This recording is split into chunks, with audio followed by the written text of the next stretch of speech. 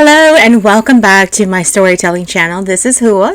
It is my horror Halloween fest, just in time for Halloween. Yes, this year I started just a little bit earlier than usual, and that is only because it's more of a popular season for all of my listeners and myself, honestly. And so I am here today with a story called The Other Woman, and it is a fictional story that I've written and put together myself for your entertainment and enjoyment. If you have a story or an experience that you'd like to share, please submit it to my email below. I appreciate all of you for supporting and for listening and for sharing, and I hope that you enjoy this one.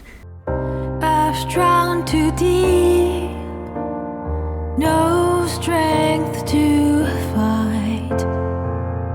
My guy's so good, let me go inside.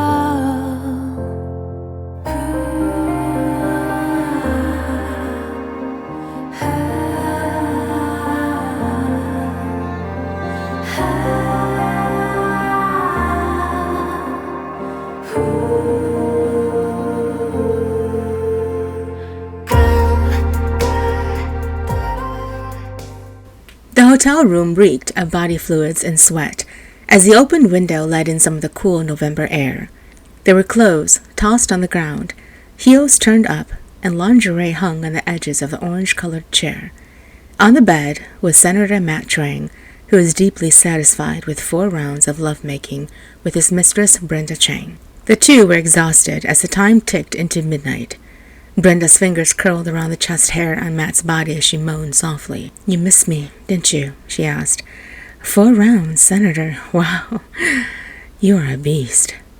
He grinned, proud of his ability. "That's a winner for me right there, baby." He turned toward her and kissed her forehead. "I have to go."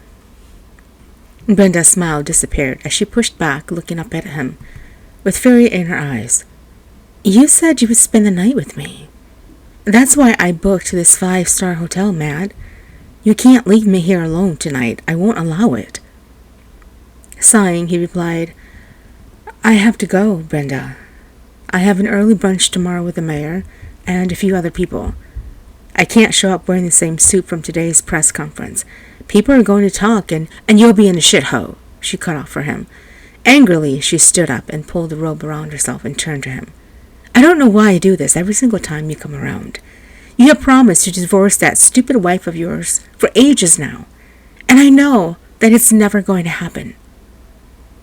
Matt leaned on an elbow and pulled a blanket around his lower half part of his body. "Brenda, come on. You know I can't divorce Katie. She's my wife, and she's what got me into this position. Oh, and I can't hold a candle next to her, right?" He got up and pulled on his pants, buttoning them as he turned around to face her. He reached for his shirt on the table and slipped his arms through the sleeves. "You know, you're acting like a child right now. Katie is a woman who the public knows as my wife. Votes are still being determined, and I need to win this round, which means I need to be careful. One wrong move, and I'll lose the trust of the people." Brenda laughed and flopped on the couch. "The people. What has the people ever done for you, Matt?" He finished buttoning his shirt and tucked it into his pants as he picked up his suit jacket and began walking to her. "What has the people done for me? They've done more than you have. I already told you that until I'm through as senator, Katie stays by my side. Do you think the people would vote for me if I showed up with you in my arms? You, who comes from a trashy background and all you know is how to please me in bed. Beyond that, you're just another bimbo who will bow and moan when I say so." Tears slipped down her cheeks as she got up and slapped him across the face. "You bastard. You think just because I hang around you that I want you?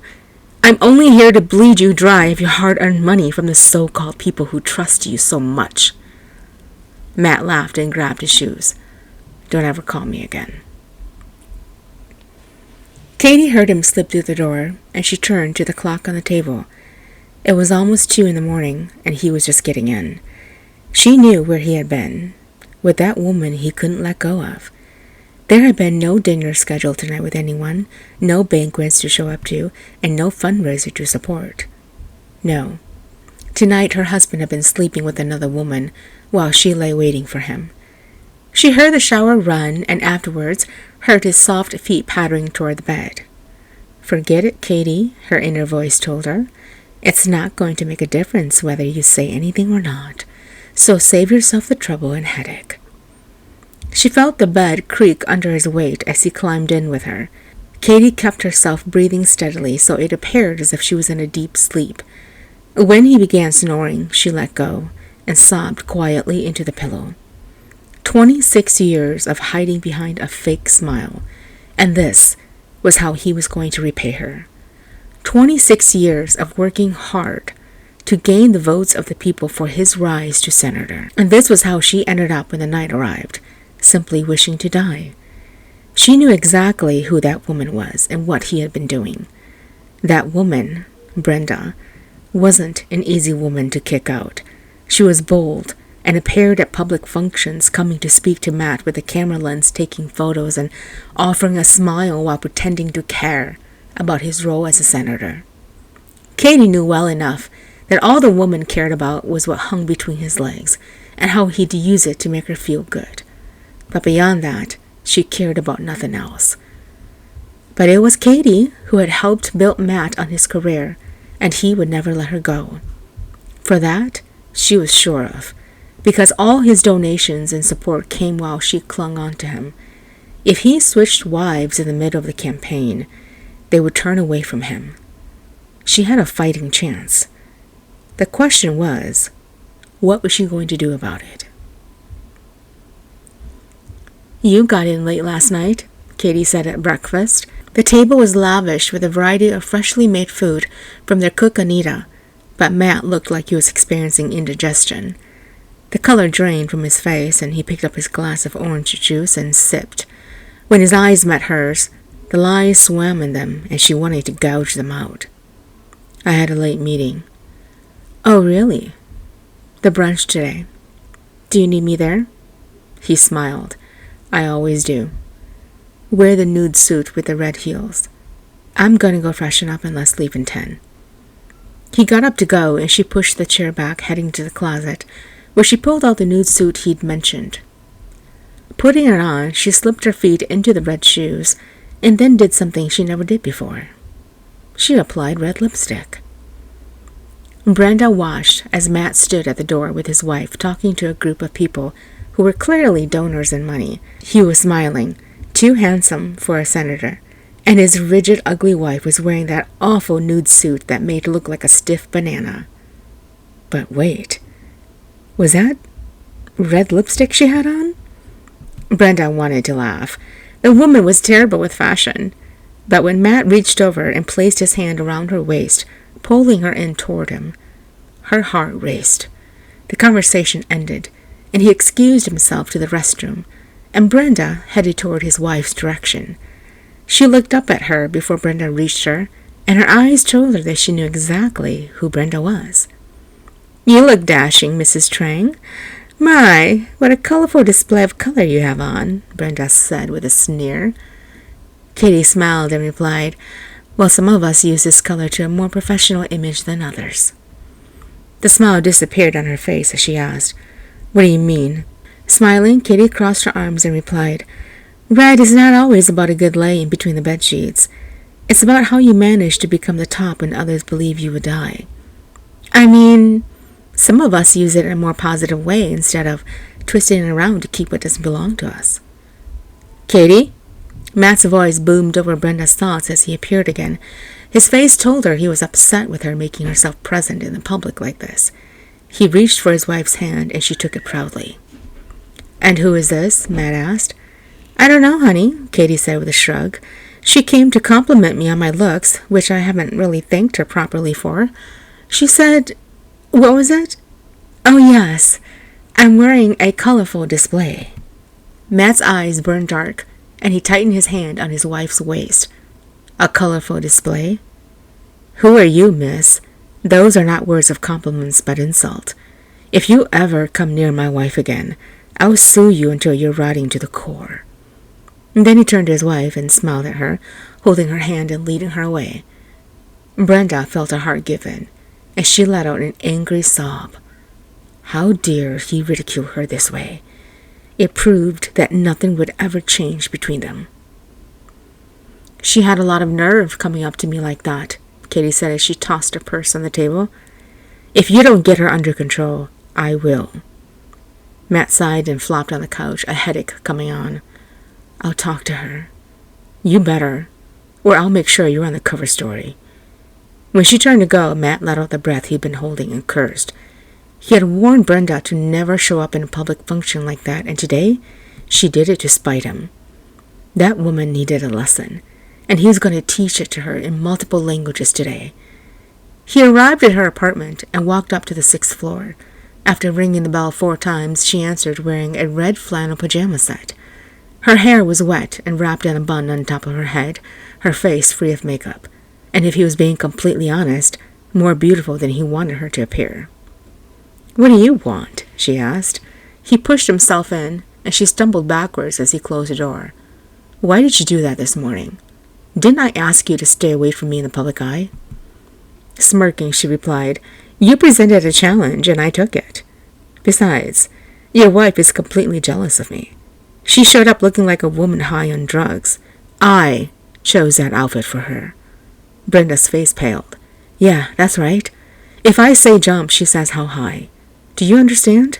The reason why you're here and not sharing my name is because you can't keep your mouth shut. You will stay away from me and from Katie. It's over. I'm pregnant. This gutted Matt to the core, and the look on her face said she wasn't lying. He lowered his gaze to her stomach and then back up to her face. He had wondered why she'd been fuller in body curves than usual. How long? He asked. 8 weeks, give or take. Get rid of it. She laughed and crossed her arms. No! You cannot come in here, shoot me full of your sperm, and then expect me to kill my body to hide your dumb mistakes. It's not going to happen.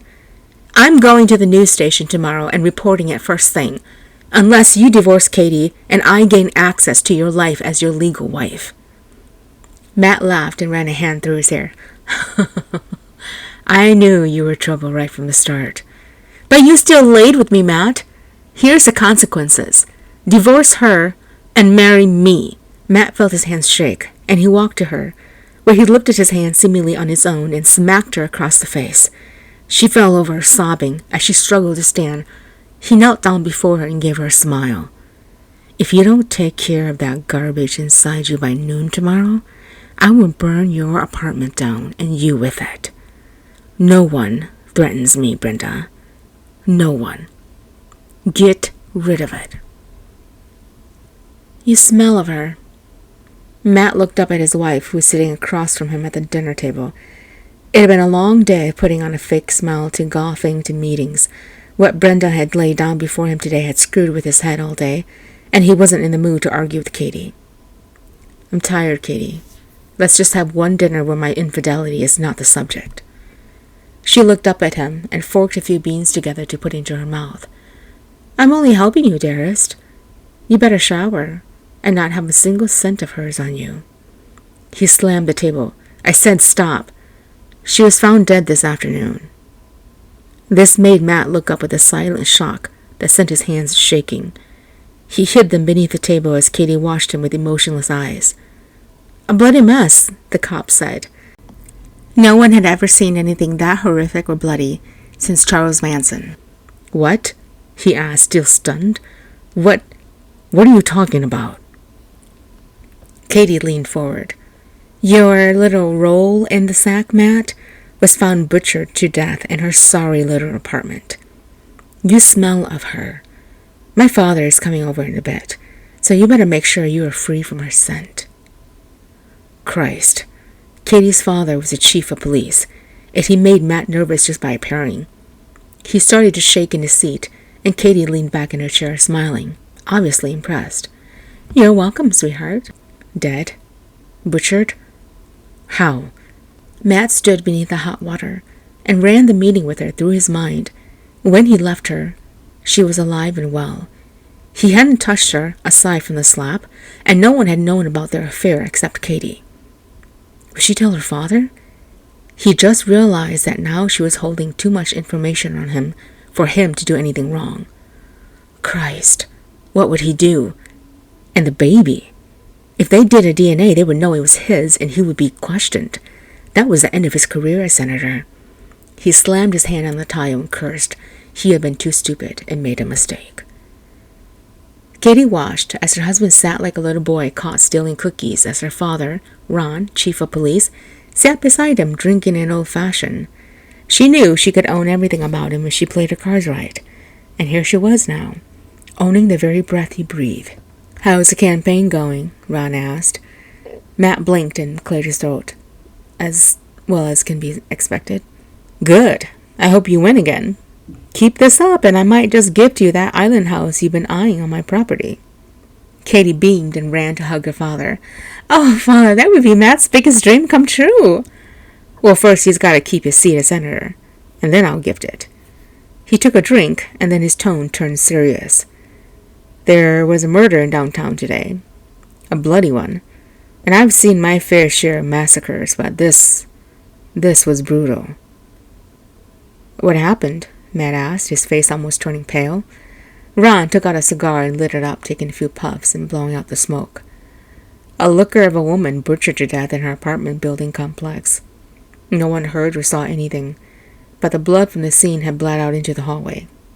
Manager was called, and there was blood everywhere from the walls to the ceilings. Hard to believe it all came from her, and that she had that much blood to bleed out. Most brutal thing was that her uterus was yanked out, and she appeared to be pregnant. It was sitting on the dining table as if ready to be cooked." Matt coughed, and then he gagged as he quickly took a drink of his whiskey. Ron laughed and slapped him on the back, more forceful than needed, and caused him to almost lose his control of his drink in his hand. "Ah, Christ. I'm sorry, Senator. I forget how weak your stomach is, that you can't handle crime scenes like these. But hey, didn't you know that girl? I remembered my Katie mentioning that she had worked for you at one point," Ron asked. Matt shot his eyes up to Katie, and then he turned to her father. What? "What was her name, doll?" Ron asked her. "Brenda," Katie replied. "Her name was Brenda." Ron snapped his fingers. "Yes, that's it. The victim was Brenda, and I thought she looked familiar in her photos. You know, you can't tell anything by her body now since it's been brutalized so severely, but the photos had me remembering her from somewhere." Matt made a sorrowful sound. "Oh, gosh, that's terrible." "Yeah, I've got a mess to deal with now. Did you keep in contact with her after she stopped working for you?" Shaking his head, Matt replied, "No, I don't. I haven't seen her since."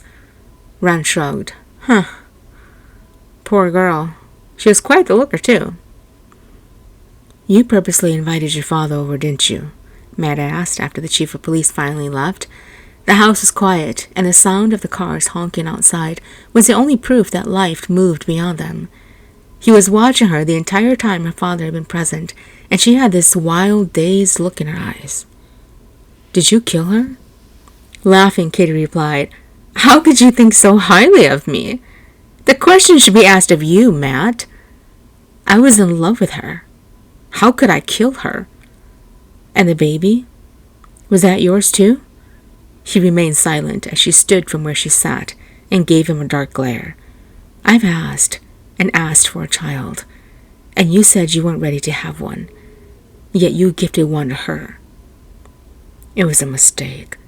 Nodding, Katie replied, "Yeah, messing with me was also a mistake. You should have stopped while you were ahead." Matt walked to her and felt his hands begin to shake. "Katie, tell me, did you kill her?" She gave him a grin that made his heart sink. "No, but I wished I had.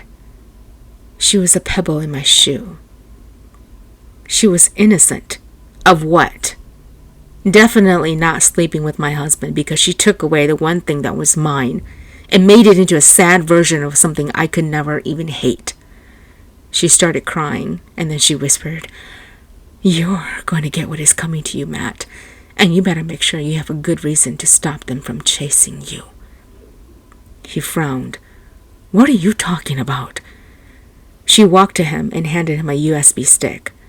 Watch it if you can, and then we can talk afterwards." "What is this?" he asked. She smiled and leaned to him. "Just watch it." He grabbed it from her and walked to the laptop where he turned it on and stuck the USB in. When the tab came on, he opened it, and there was Brenda, naked as the day she was born, being cut open one by one, piece by piece. "Turn this way," Matt whispered. "Turn this way." And when the perpetrator turned, it was like looking in a mirror. The man smiled at him, and Matt fell to the floor, silence all around him. No, no, no, no, no, no, no, no.